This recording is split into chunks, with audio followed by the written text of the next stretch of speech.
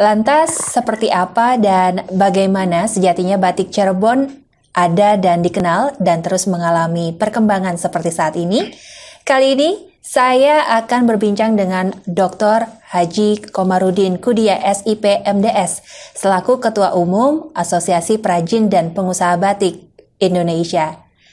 Selamat petang, Pak Komar. Selamat petang, Assalamualaikum warahmatullahi wabarakatuh. Waalaikumsalam. Sehat kabarnya, Pak? Sehat, Mbak. Alhamdulillah.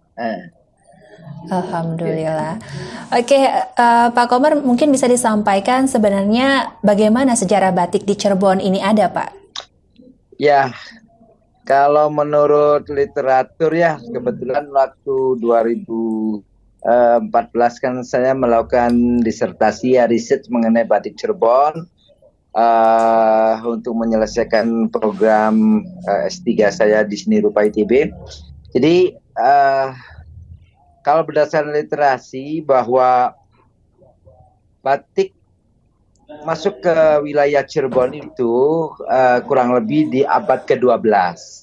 Kenapa?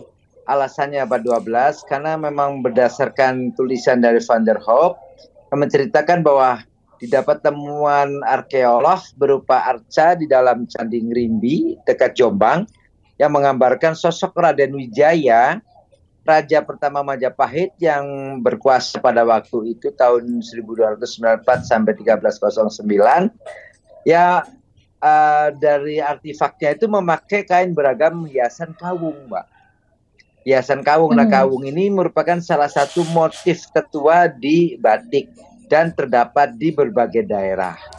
Kemudian berdasarkan catatan yang lainnya dari Dennis Rombard itu mengatakan bahwa sebutan paling tua tentang batik terdapat dalam sebuah naskah Sunda yang ditemukan di selatan Cirebon. Jadi kebetulan catatannya ada di daerah selatan Cirebon bertanggal 1440 Saka atau 1518 Masehi.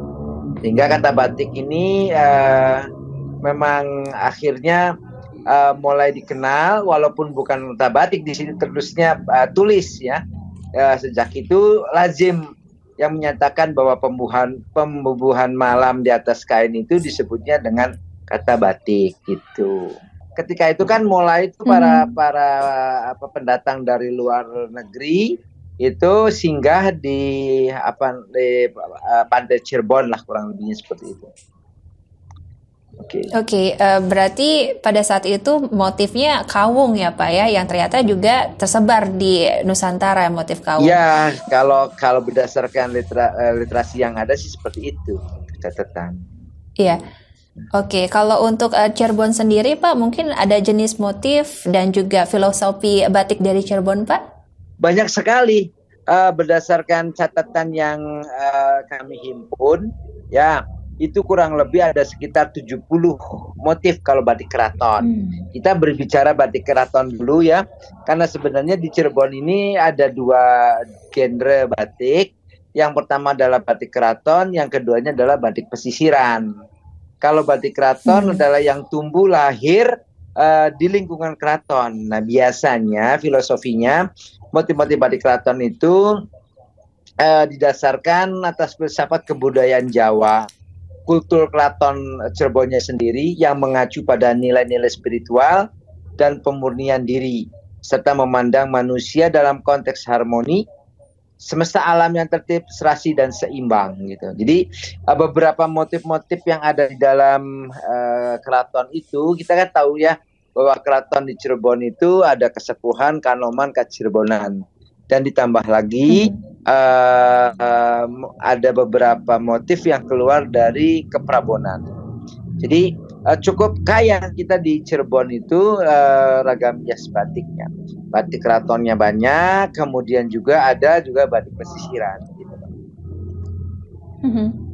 Oke, kalau batik pesisirannya sendiri Pak, mungkin bisa dijelaskan. Kalau keraton kita tahu mungkin berdasarkan dari tiap-tiap keraton yang ada di Cirebon Pak. Kalau batik pesisiran seperti apa Pak? Kalau batik pesisiran itu biasanya pada umumnya batik pesisiran itu karena pendatang meminta batik-batik yang kadang-kadang mereka bawa sendiri kemudian diproduksi di daerah Cirebon, sehingga motif-motif batik-batik pesisiran itu tidak ada pakem-pakem tertentu. Jadi kadang-kadang dari Aceh, misalkan dari Sumatera, ya dari Palembang, dari manapun, mereka mungkin datang ke Cirebon dan biasanya barter.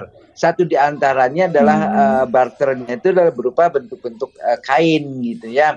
Nah, maka masyarakat Cirebon itu kalau batik pesisiran itu lebih cenderung kepada komoditas. Sehingga kita susah untuk mengamatinya karena banyak sekali ragamnya gitu. Berbeda dengan batik keraton. Oke, lebih spesifik mungkin ya Pak ya kalau keraton tapi ya Pak biasanya sih bisa juga didekatinya warna-warnanya itu kalau pesisiran itu lebih cerah gitu ya. Kemudian juga tidak terlalu harus mengutamakan pakem-pakem tertentu gitu. Karena sesuai dengan kebutuhan para pendatang itu sendiri. Baik, Pak Komar, seperti yang kita tahu perkembangan batik di Cirebon sekarang ini sudah beragam ya. Dan bagaimana menurut Bapak sendiri? Ya, kalau menurut saya sih Cirebon termasuk produsen batik yang sangat kreatif ya. Karena kreativitasnya itu diakibatkan oleh permintaan dari berbagai macam daerah yang mengakibatkan masyarakat Cirebon memproduksi dan lebih berkreasi gitu ya, lebih kreatif. Jadi perkembangannya cukup bagus. Saya pikir sebelum pandemi, Cirebon itu merupakan salah satu produsen batik yang mungkin tidak terbesar karena masih kalah kalau dibandingkan dengan Jawa Tengah. Tapi cukup lumayan. Itu bisa memproduksi batik-batik dari mulai ujung barat sampai ujung timur. Itu masyarakat Cirebon, khususnya di daerah Trusmi dan sekitarnya, karena di Cirebon itu yang dikenal daerah batik itu sekarang itu adalah di daerah Kabupaten Cirebon, ya. Kemudian juga ada di Ciwaringin. Nah, tapi yang paling banyak yang menerima orderan dari berbagai daerah itu khususnya adalah di Pleret, di Trusmi, gitu. Oke, kalau menurut Pak Komar sendiri, apa sih yang membedakan batik Cirebon dengan batik daerah lain gitu? Ya, kalau batik Cirebon dengan daerah lain, kalau dari batik keratonnya, itu ciri khasnya adalah latar yang putih, broken white gitu ya. Istilahnya itu tembokannya itu bisa membentuk ranting yang kecil atau merawit gitu. Dan ini hanya dimiliki oleh masyarakat Cirebon. Maka teknik merawit itu sendiri yang akan kita coba daftarkan untuk mendapatkan pengakuan indikasi geografis. Itu salah satu yang paling membedakannya ya. Kalau masalah motif sekarang itu banyak sekali, kita susah sekali lagi mengidentifikasi ini nih Cirebon atau Pekalongan nih. Ya, karena sekarang beragam sekali. Tapi kalau batik keratonnya itu yang mencirikannya adalah satu dan adalah teknik latar putih itu atau broken white. Kemudian kalau ragam biasa yang paling mudah dikenali ya satu di antara adalah Megamendung. Nah, kalau orang sudah melihat batik Megamendung itu sudah Cirebon. Padahal Megamendung itu kalau di tataran batik keraton ini hanya sebagian kecil, satu di antara ratusan motif yang ada gitu, Mbak. Oke, melihat fenomena banyak jenis batik baru, apakah itu artinya batik bisa mengikuti perkembangan zaman, permintaan pasar, atau seperti apa, Pak? Iya, pasti. Batik itu akan mengikuti perkembangan zaman, permintaan pasar, kemudian juga sekarang banyak mahasiswa-mahasiswa yang mencoba mengkolaborasikan teknik, mengkolaborasikan, memadukan bahan-bahan yang beraneka ragam. Jadi misalkan, karena bisa dipengaruhi juga dari kampus-kampus ya, para dosen-dosennya yang menginginkan agar mahasiswa itu menghasilkan sesuatu yang baru. Nah, kemudian setelah itu ditangkap oleh para perajin batik yang ada di Cirebon itu sendiri. Maka di Cirebon itu dari sisi material itu dari mulai katun, rayon, rami, wool, ya, kemudian sutra. Nah, kombinasi di antara fiber-fiber atau benang-benang tadi ditambah lagi dengan konstruksi penenunannya. Jadi sekarang itu boleh dikatakan untuk perkembangan batik secara teknis itu Cirebon itu sudah luar biasa. Sudah bagus sekali, sudah bisa mengikuti bahkan kain-kain yang dari luar negeri kadang-kadang, misalkan yang dari Thailand, kemudian juga dari Hong Kong, kemudian dari Cinanya sendiri, itu sudah banyak sekali. Kita mendapatkannya di para perajin-perajin batik itu. Oke. Dan mungkin kalau misalnya untuk batik Rian sendiri, Pak, mereka itu mengambil motif-motif yang banyak banget dijumpai di sekitarnya, seperti daun-daun jati, daun gersem, seperti itu. Dan ini sangat dekat sekali memang ya dengan kehidupan masyarakatnya, seperti itu, Pak. Okay. Nah, kira-kira ke depan apa yang harus dilakukan oleh pengusaha, Pak, pemangku kebijakan, dan juga tentu saja masyarakat agar batik Cirebon juga bisa tetap lestari seperti itu, Pak? Ya, kebetulan saya sendiri juga kan ada di Asosiasi Perajin dan Pengusaha Batik Indonesia ya. Khususnya ya Cirebon, kami terus berupaya untuk mengangkat secara nasional bahkan internasional ya kekuatan batik Cirebon itu. Makanya dibentuk buku-buku tentang batik Keraton Cirebon, batik Cirebonnya sendiri, kemudian kita sosialisasi. Nah, jadi para pengusahanya ini, ya kalau sekarang lagi masa pandemi ini, sangat tragis sekali. Di Trusminya sendiri itu kurang lebih tinggal 10% yang masih memproduksi batik, Mbak. Sekarang lagi tiarap semua. Ya, jadi kalau dulu misalkan ada 100 perajin batik lah gampangnya, sekarang tinggal 10 perajin batik.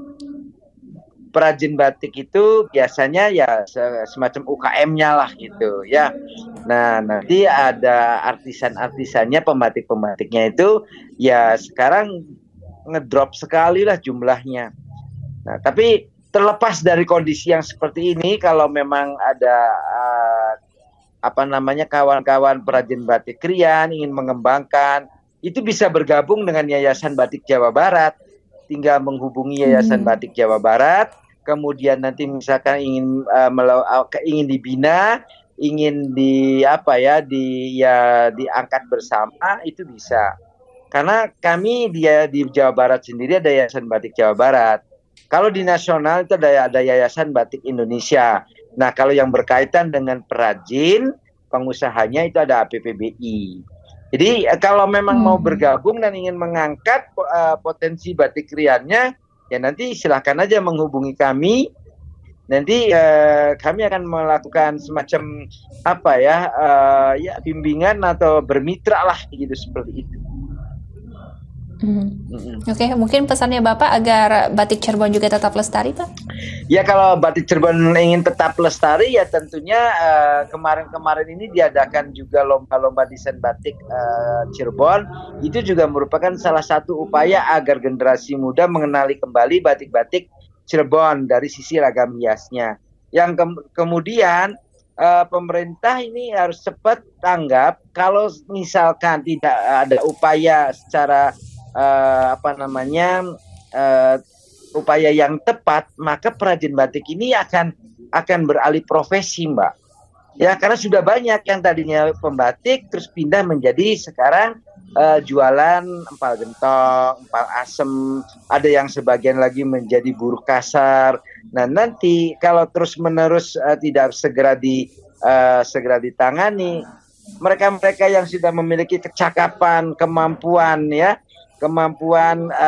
motorik halusnya sudah terbiasa membuat goresan, tarikan canting yang lembut, yang bagus, yang rapi. Nah, itu ketika mereka sudah beralih pada pekerjaan kasar, saya khawatir mereka nanti tidak bisa melakukan goresan canting yang bagus lagi. Jadi ya agar lestari tentunya tetaplah yang pengusaha-pengusaha batik Trusminya yang memiliki modal cukup masih bisa berjalan, terus upayakan agar tetap semangat, produksi ya harus berjalan, kemudian juga semaksimal mungkin mencari pemasaran-pemasaran. Kalau misalnya offline yang nggak jalan, coba dengan online. karena kami di APBBI tiap minggu melakukan kegiatan ya. Kegiatan itu ada jum batik, jum babar batik dan segala macam, sekaligus juga penjualan bursa batik itu alhamdulillah. Jadi memang masih ada sebenarnya, pembelinya juga masih ada, tapi ya tidak seperti penjualan offline, ada pameran dan segala macam.